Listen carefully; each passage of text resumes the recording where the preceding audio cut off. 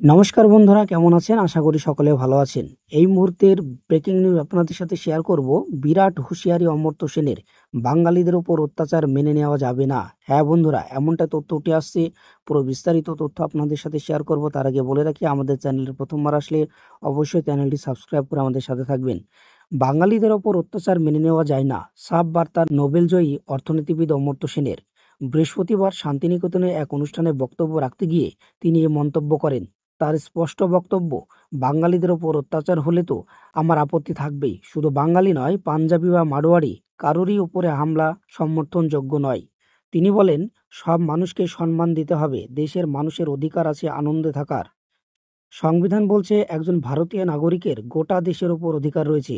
তিনি আরও বলেন, এই বাংলাতে রবীন্দ্রনাথ ঠাকুর, নজরুল ইসলাম বাঙালি ভাষাতে কথা বলেছেন, সাহিত্য রচনা করেছেন। সেই ভাষা ও সংস্কৃতির যথাযথ মর্যাদা দিতে হবে, সেটাই আমাদের দায়।